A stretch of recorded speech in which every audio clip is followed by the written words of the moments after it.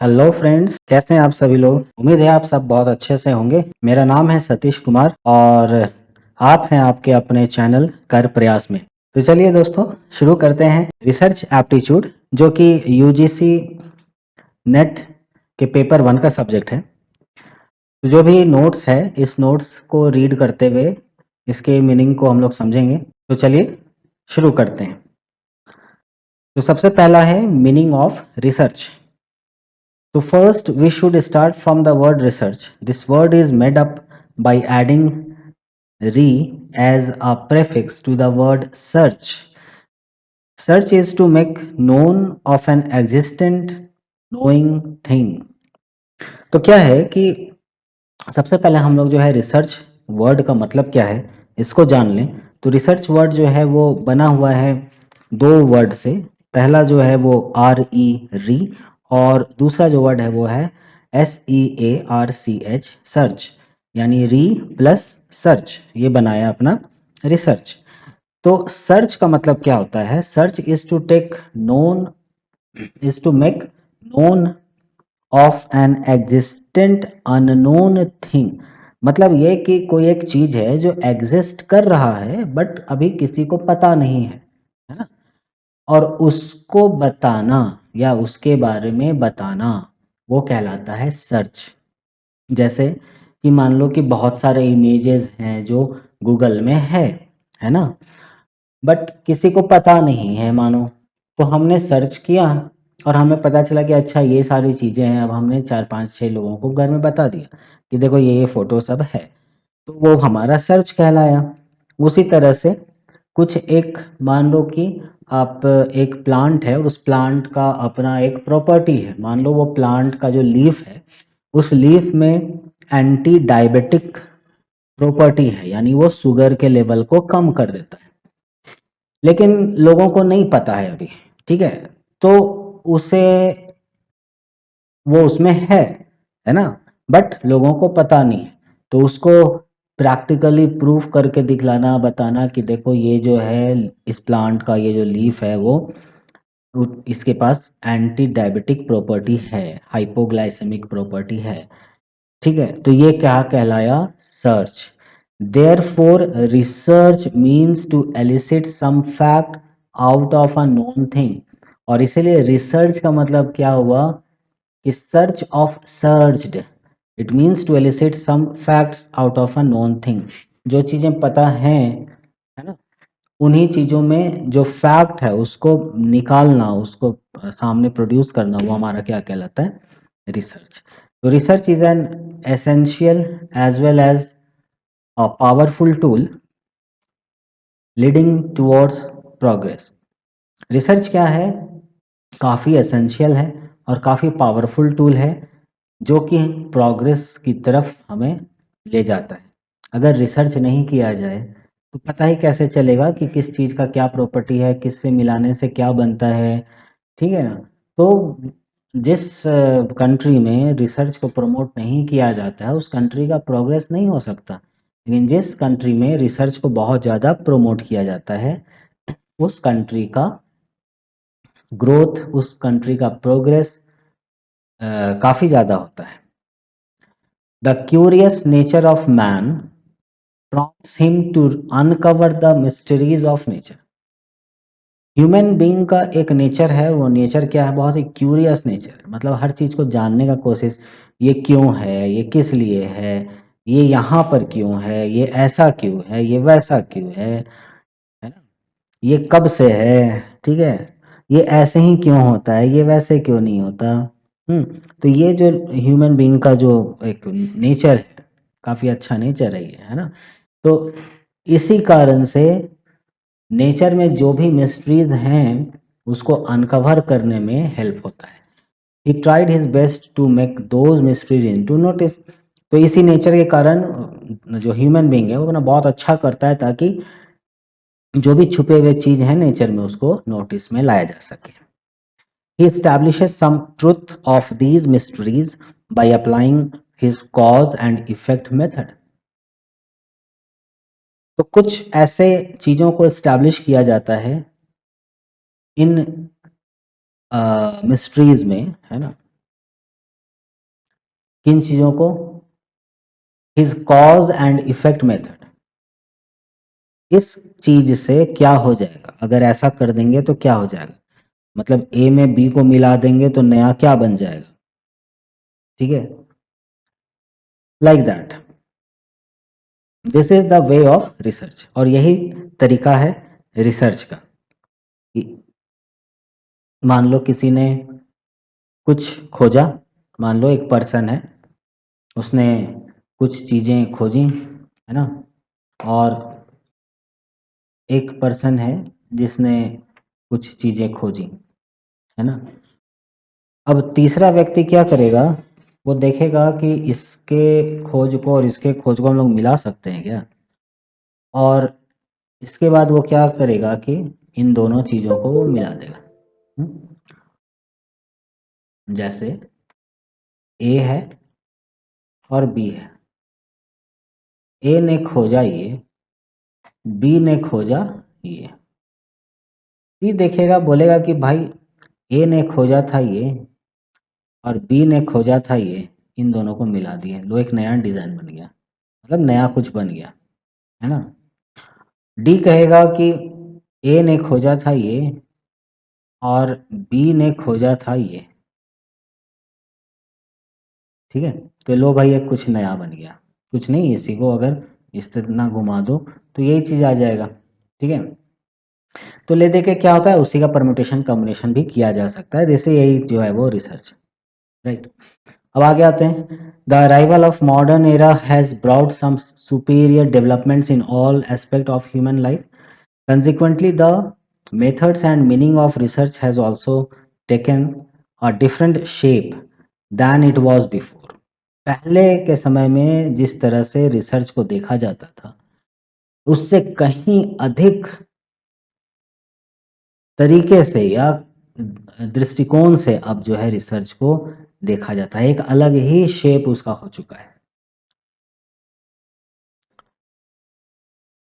We can summarize the modern meaning of research in following points।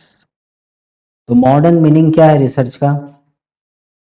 पहला, research is an attitude of inquiry.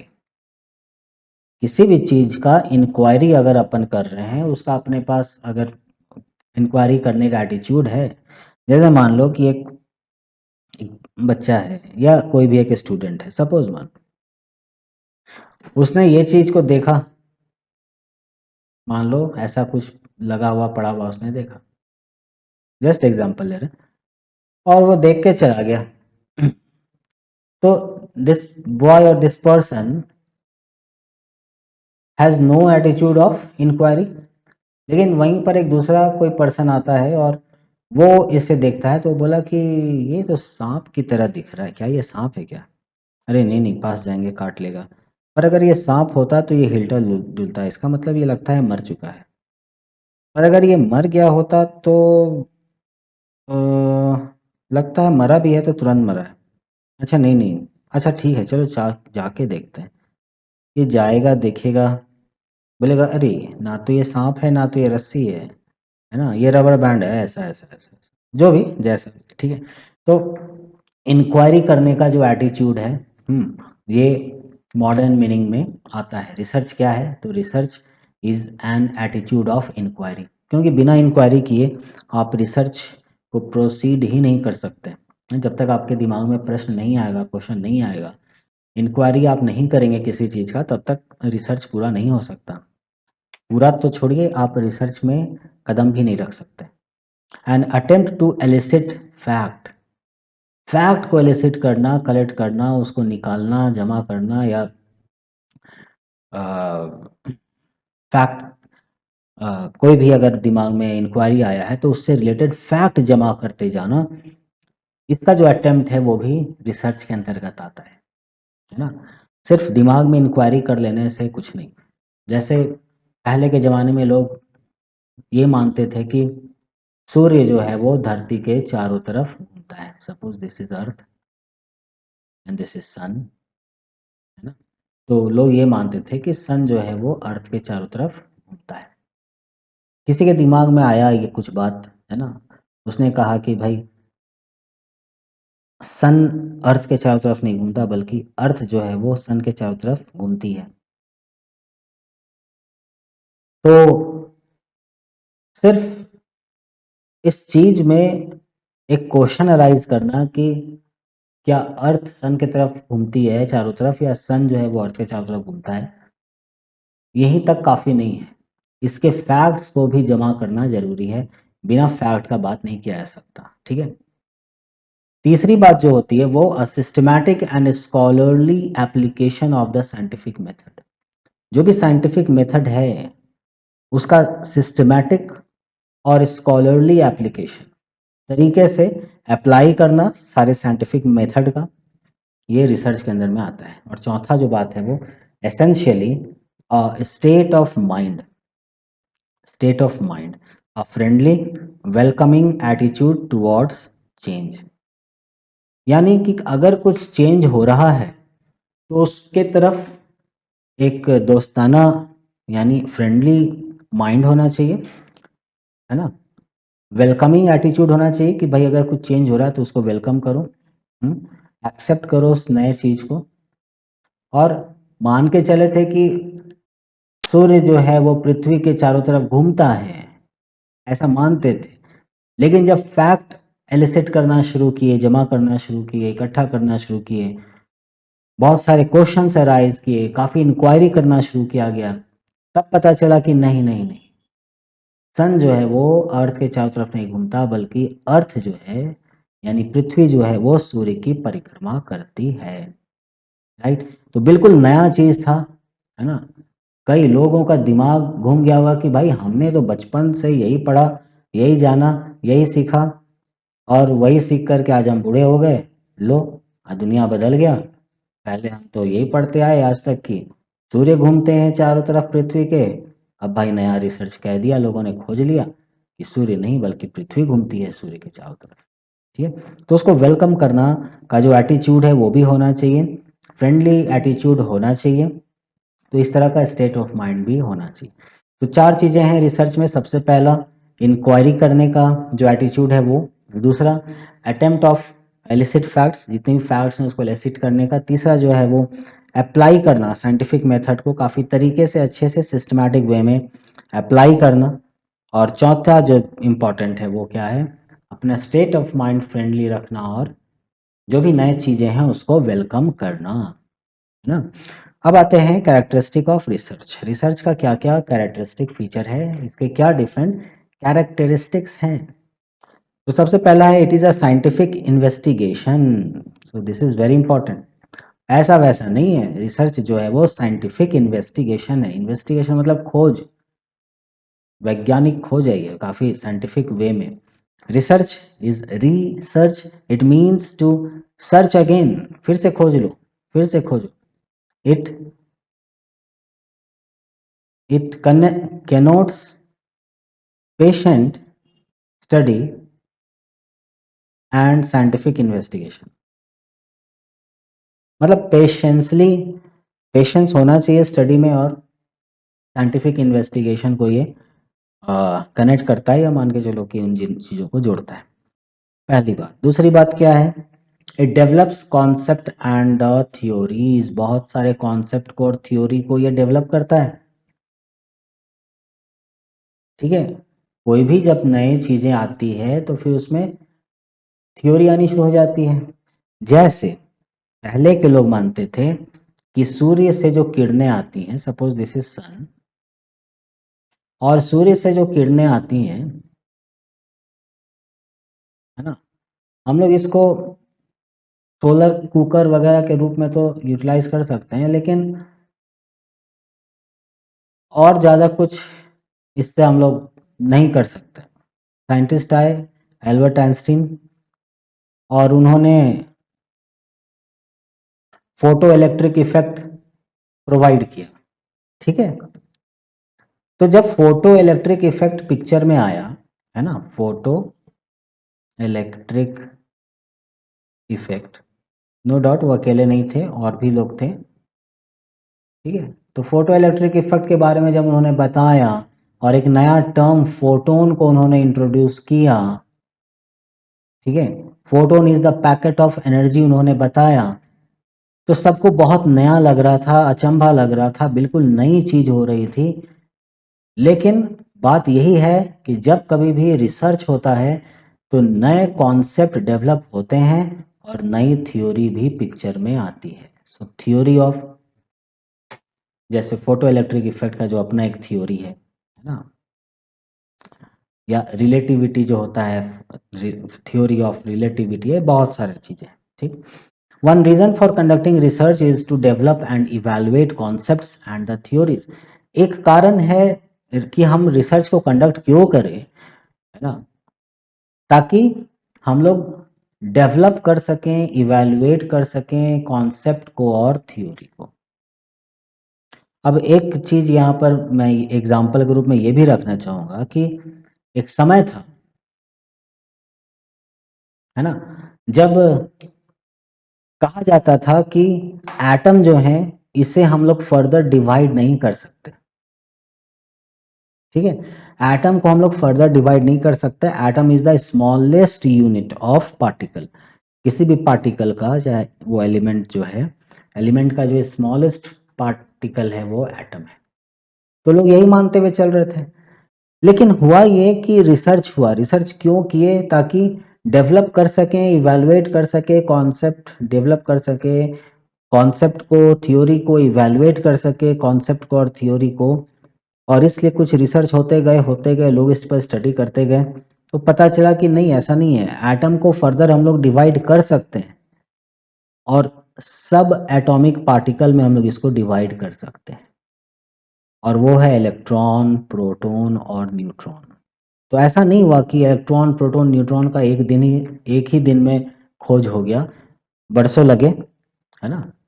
सबसे पहले proton का खोज हुआ था, फिर इलेक्ट्रॉन का खोज हुआ, इन दोनों को अगर कंपेयर करें तो जब प्रोटॉन का खोज हुआ था तो सब लोग को यही लगता था कि प्रोटॉन जो है,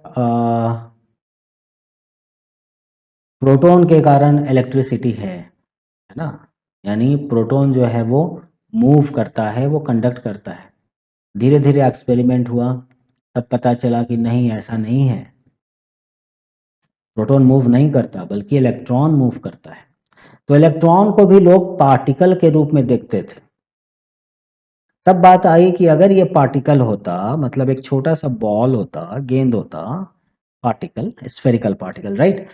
अगर ये पार्टिकल होता तो लंबे लंबे जो वायर्स होते हैं, इस वायर में अगर एक इलेक्ट्रॉन यहाँ है, हमने अगर इसको करंट दे दिया, सपोज यहाँ पर अगर हमने इसको करंट प्रोवाइड कर दिया, और करंट अगर इस वायर में मूव कर रहा है, and current is because of the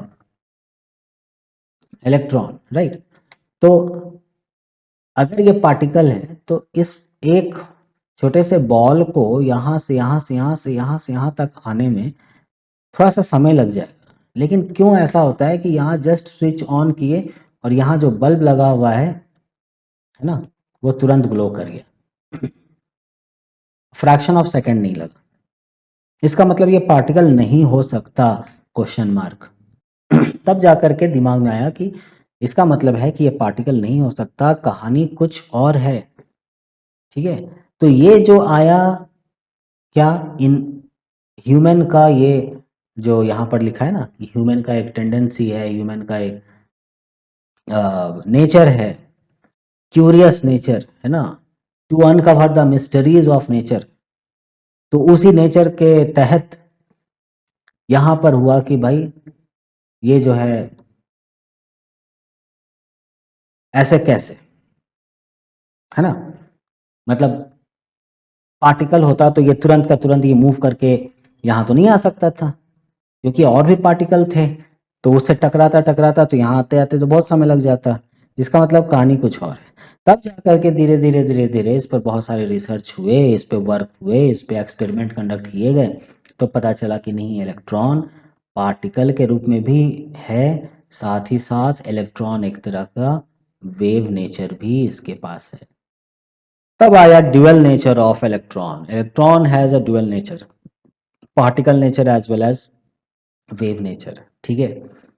तो इस तरह से रिसर्च होता है, इस तरह से थ्योरीज बनते हैं, है ना। तो one reason for conducting research is to develop and evaluate concept and the theories. So this is the characteristic feature of research. Third thing is it expands the limit of knowledge. यानी जो knowledge का एक limit है, लोगों ने अपने knowledge को एक जगह पर सिकोड़ के रख लिया है कि भाई हम इतना से ज़्यादा नहीं सोचेंगे। लेकिन रिसर्च जो है ऐसा नहीं कहता है। रिसर्च कहता है कि हम अपने नॉलेज को लिमिट नहीं करेंगे, अनलिमिटेड एक्सपैंड करते रहो, एक्सपैंड करते रहो। जैसे यूनिवर्स हर सेकंड एक्सपैंड हो रहा है, वैसे ही रिसर्च जो है वो हमारे नॉलेज को लिमिट नहीं करता बल्कि एक्सपैंड कर देता है। बेसिक और pure research attempts to expand the limits of knowledge. अगर प्योर रिसर्च किया जाए या बेसिक रिसर्च किया जाए तो ये हमारे नॉलेज को एक्सपैंड करने में हेल्प करता है। It is conducted to verify the acceptability of a given theory और to know more about a certain concept. अब हुआ क्या कि एक साइंटिस्ट रहे, है ना, मुझे उनका नाम, उन्होंने क्रिस्कोग्राफ खोजा था, ठीक है, तो मुझे नाम जस्ट अभी याद नहीं आ रहा उनका। तो बचपन में उनकी माँ जो है कहा करती थी कि अ, रात के समय पेड़ पौधों को नहीं छूना चाहिए, नहीं डिस्टर्ब करना चाहिए। तो वो पूछते थे कि ऐसा क्यों?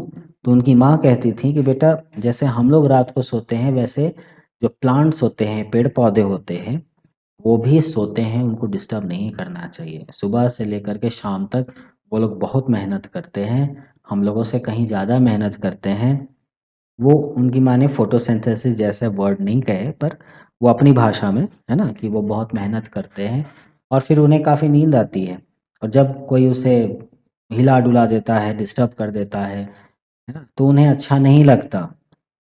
तो उन्होंने ये नहीं कहा कि है पुराना जमाना का दिमाग लेके बैठी हो, है झूठो, ये सब में कुछ रखा हुआ है मतलब पेड़ ऐसे सोचेगा, कुछ नहीं है। हेलो, हम तो जाके हिला दिए, डिस्टर्ब कर दिए, पत्ता भी तोड़ दिए, लो डाली भी तोड़ दिए, रात में क्या हो गया, कुछ नहीं हुआ। तो नहीं, ऐसा नहीं कहे वो। पढ़े बड़े हुए, पढ़े बड़े हुए, है ना, साइंटिस्ट बने। तब उन्होंने सोचा कि माँ ऐसा कहा करती थी, इसके पीछे कोई ना कोई कारण जरूर होगा, आखिर ऐसा क्यों, वाई, दिस क्वेश्चन उनके दिमाग में अराइज होते रहता था। वाई, क्यों, चलो इसको प्रूफ करेंगे। और तब उन्होंने, वो पहले ऐसे साइंटिस्ट थे जिन्होंने सेल्फ डिजाइन एक इंस्ट्रूमेंट बनाया था जिसका नाम है क्रिस्कोग्राफ। क्रिस्कोग्राफ।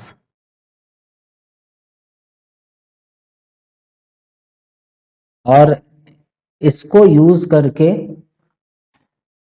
उन्होंने ये प्रूफ किया कि प्लांट जो है वो भी दिन प्रतिदिन बढ़ता है, ग्रोथ होता है, और उसके भी फीलिंग्स होते हैं, है ना, उसे भी डर लगता है, उसे भी अगर कोई उसके पानी देने आता है, उसका ख्याल रखता है, तो पेड़ पौधे बहुत खुश होते हैं। और कोई अगर उसको काटता है, मारता है या उखाड़ के फेंकने का भी सोच लेकर के आता है, तो पेड़ पौधे भी डरते हैं, घबराते हैं। वो बोल नहीं पाते, पर छोटी सी या थोड़ी सी या लो लेवल की फीलिंग उनके अंदर भी आती है, ठीक है। तो ये चीज़ों को उन्होंने क्रिस्कोग्राफ जो है इसमें प्रूफ किया था, ठीक है। तो इसीलिए ये है कि it is conducted to verify the acceptability of a given theory. कोई कुछ कह रहा है, ये तो जस्ट मैंने एक एग्जांपल दिया, लेकिन मान लो कोई कुछ कह रहा है, तो उसको प्रूफ करने के लिए, वेरीफाई करने के लिए अपन क्या करते हैं, कंडक्ट करते हैं कोई रिसर्च। और to know more about a certain concept, किसी कॉन्सेप्ट को और अधिक जानने के लिए हम लोग उसको, उस पर रिसर्च करते हैं, ठीक है। It can not be implemented immediately, ऐसा नहीं होता कि तुरंत कर दिए तुरंत हो गया, मतलब एक दिन के अंदर काम कहानी खत्म, ऐसा नहीं। It does not directly involve the solution to a particular problem. Its findings generally cannot be implemented immediately. कोई भी अगर findings होते हैं तो उसको तुरंत के तुरंत implement नहीं कर सकते हैं, समय लगता है ना, समय लगता है और बाद में फिर implement होता है, ठीक है।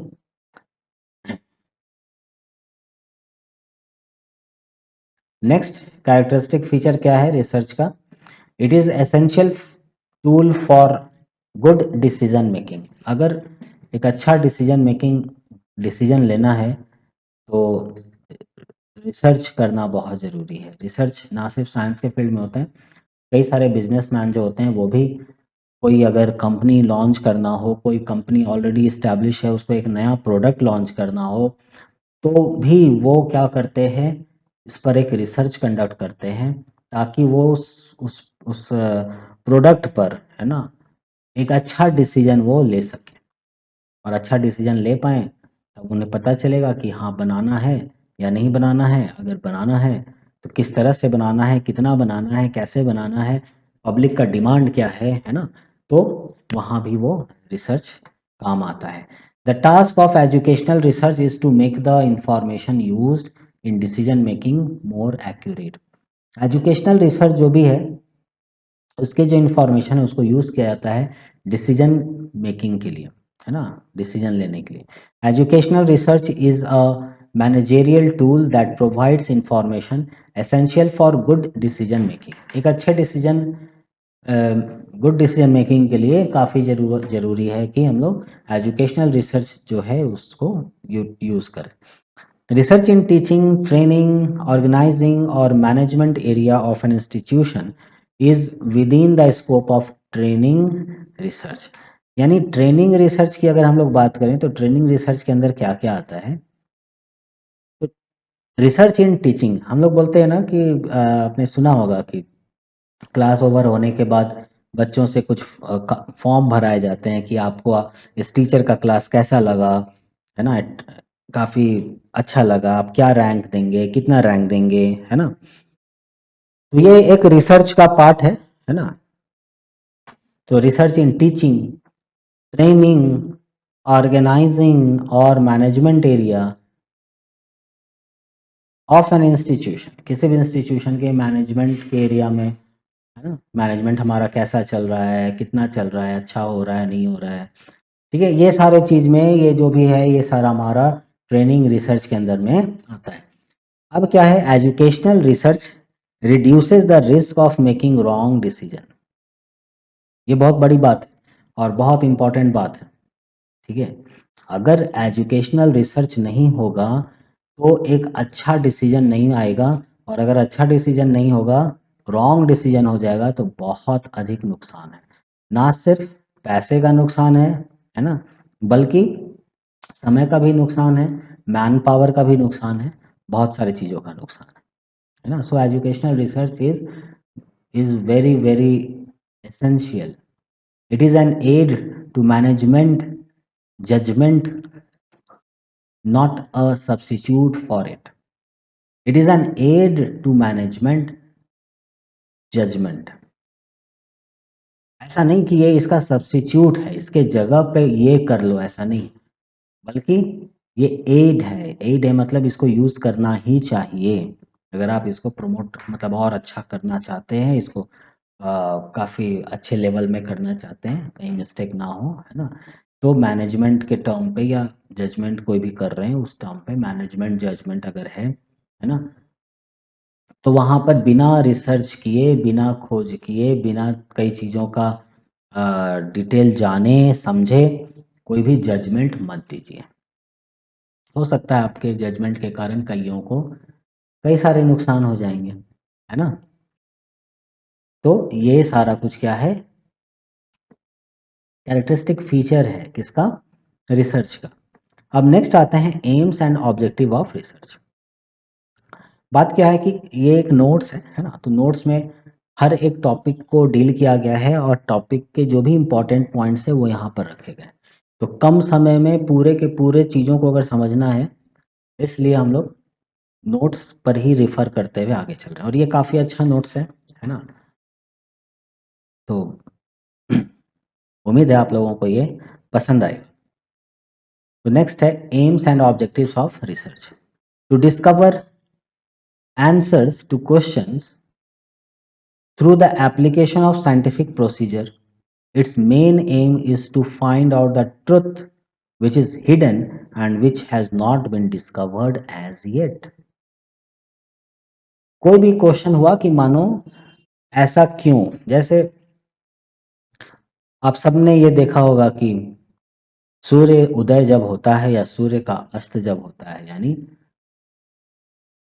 सनराइज या सनसेट जब होता है, तो आकाश जो है वो थोड़ा लाल हो जाता है, या सूर्य का जो कलर है वो भी लाल हो जाता है। और जैसे ही सनराइज हुआ, सनराइज होने के बाद धीरे धीरे धीरे धीरे सूर्य जो है वो सफेद रंग का गोला बन जाता है। तो दिमाग में क्वेश्चन आया कि ऐसा क्यों, ये कलर चेंज क्यों, आकाश ब्लू दिखता है, सनराइज सनसेट के समय रेडिश और डिफरेंट कलर नज़र आते हैं, बारिश के समय में रेनबो नज़र आता है, ऐसा क्यों, क्यों होता है ये सारा कुछ।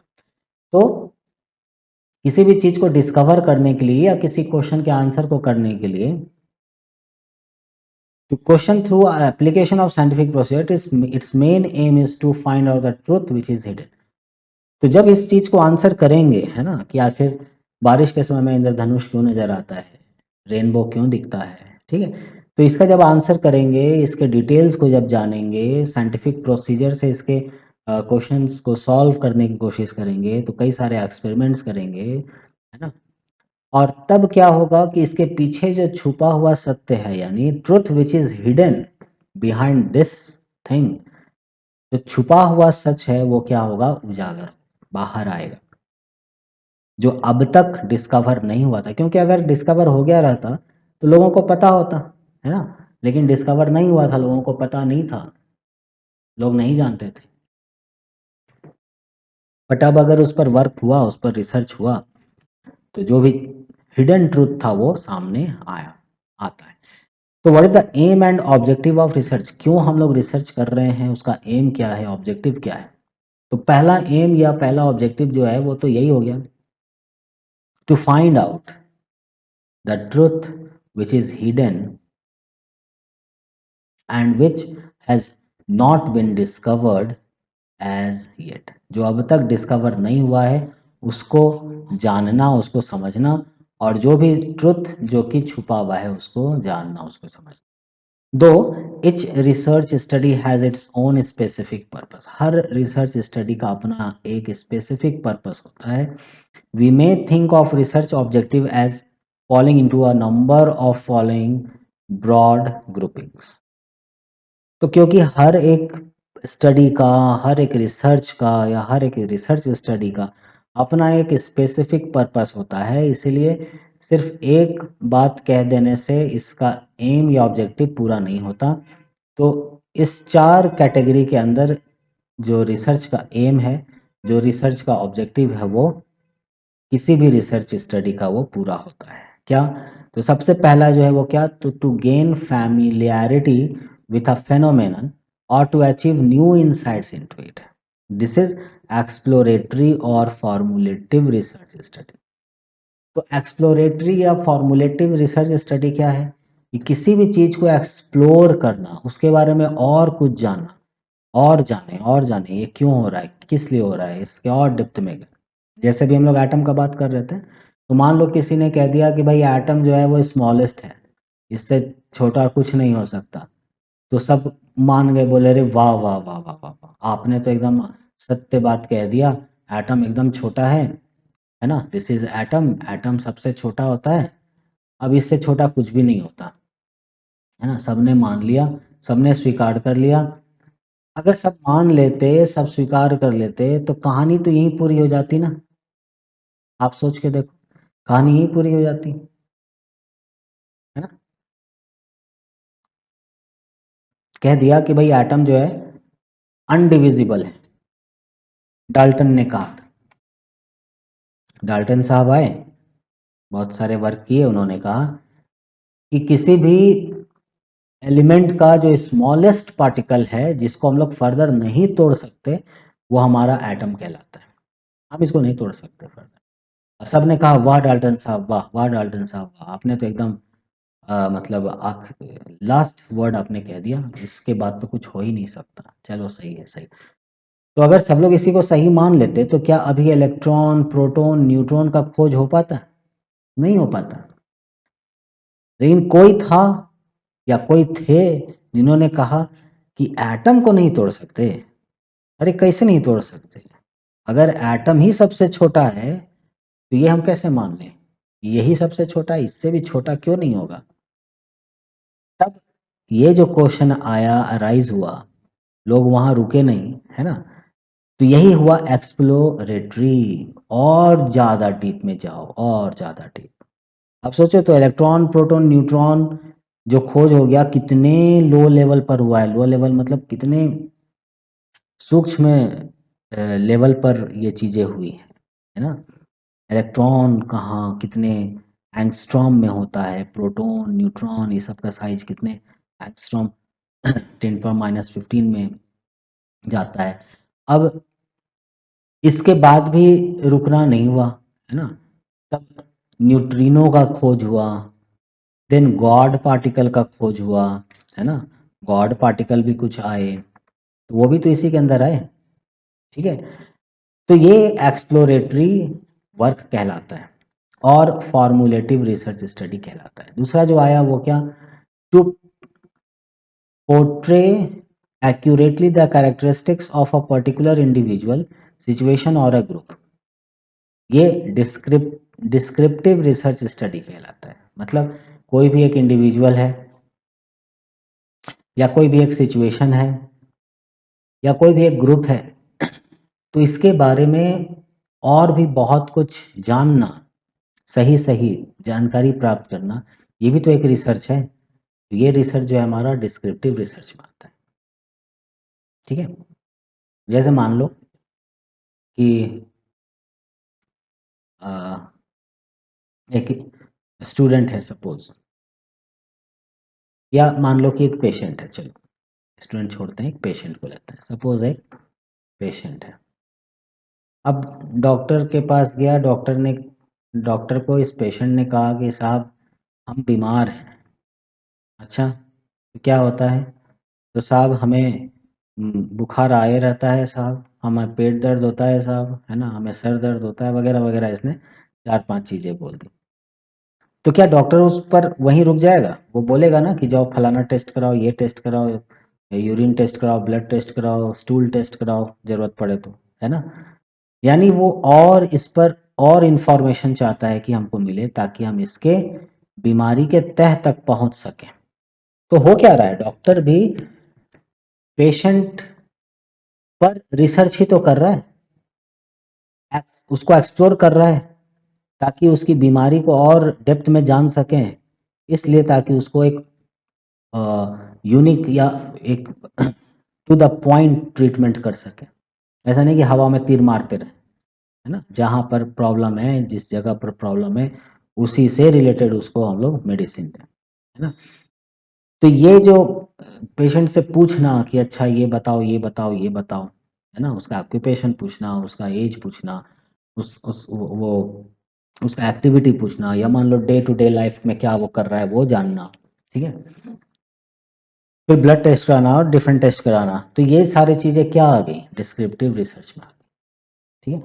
नेक्स्ट जो है रिसर्च का एम या ऑब्जेक्टिव, वो क्या है? To determine the frequency with which something occurs और with which it is associated with something else.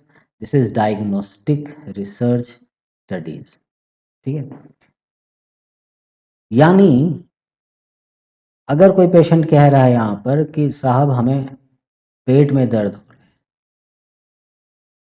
पेट में दर्द हो रहा है, तो भाई पेशेंट के लिए पेट है, पर डॉक्टर के लिए तो पेट के अंदर बहुत कुछ है, या यूं कहो कि पेट स्टमक है, दैट इज वन ऑर्गन, है ना?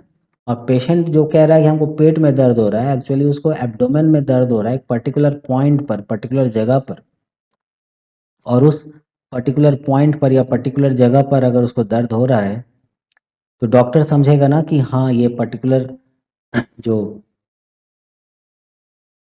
सपोज मान लो पेशेंट आया और बोला कि मेरे को एब्डोमेन में, मेरे को पेट में दर्द हो रहा है, तो भाई डॉक्टर के भाषा में पेट तो यहाँ पर होता है, दिस इज स्टमक, है ना।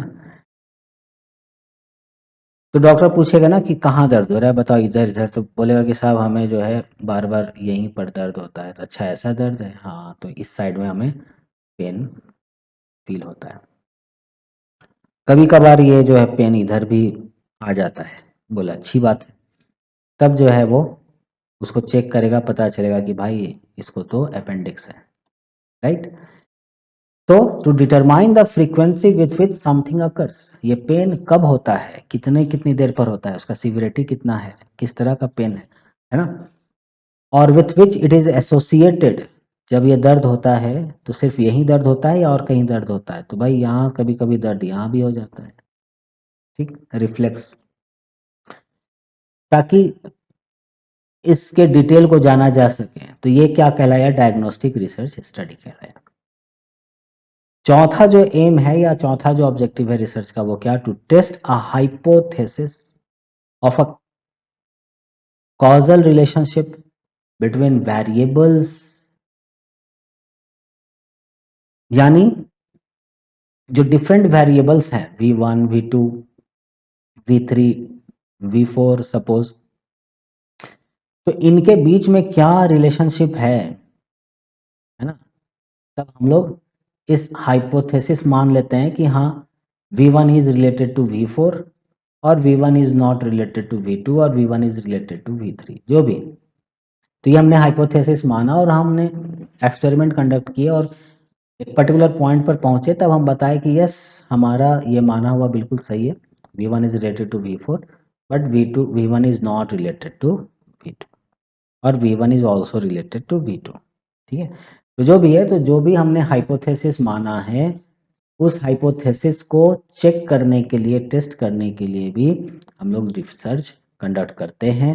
ये भी हमारा एक ऑब्जेक्टिव है रिसर्च का और ये कहलाता है हाइपोथेसिस टेस्टिंग रिसर्च स्टडीज। तो इस तरह से 4 रिसर्च स्टडीज हमारे सामने आए। पहला जो है वो एक्सप्लोरेटरी रिसर्च स्टडी आया, है ना। पहला जो है वो क्या आया, एक्सप्लोरेटरी रिसर्च स्टडी आया। दूसरा जो है वो क्या आया हमारा, दूसरा जो है हमारा वो आया डिस्क्रिप्टिव रिसर्च स्टडीज। तीसरा जो है हमारा वो क्या आया, डायग्नोस्टिक रिसर्च स्टडीज। और चौथा जो है हमारे पास क्या आया, हाइपोथेसिस टेस्टिंग रिसर्च स्टडीज। और जो भी रिसर्च होता है, रिसर्च का जो भी एम हम लोग रखते हैं, चाहे वो रिसर्च किसी भी तरह का हो, मैनेजमेंट के रिलेटेड हो, इंस्टीट्यूशनल एजुकेशनल रिलेटेड हो, है ना, वो इसी 4 कैटेगरी में बिलोंग करता है, ठीक है। आइदर एक्सप्लोरेटरी होगा, फॉर्मुलेटिव होगा, डिस्क्रिप्टिव होगा, डायग्नोस्टिक होगा या हाइपोथेसिस टेस्टिंग, ठीक है, इसी में वो किसी न किसी में बिलोंग करता है। अब नेक्स्ट जो है वो क्या है, टाइप्स ऑफ रिसर्च, मतलब कितने तरह के रिसर्च होते हैं। तो फ्रेंड्स इस वीडियो में हम लोग इतना ही रखते हैं। AIIMS and objective of research यहाँ पर कंप्लीट हुआ। नेक्स्ट वीडियो में हम लोग टाइप्स ऑफ रिसर्च के बारे में बात करेंगे, कितने तरह के रिसर्च हैं, इसके जो डिफरेंट टाइप्स है, इसका जो क्लासिफिकेशन है, ठीक है, और इसका जो कंपैरिजन है कि डिस्क्रिप्टिव वर्सेस एनालिटिकल है या अप्लाइड वर्सेस फंडामेंटल, ये सारी चीज़ों को हम लोग डिस्कस करेंगे, ठीक है। तब तक पढ़ाई करते रहिए।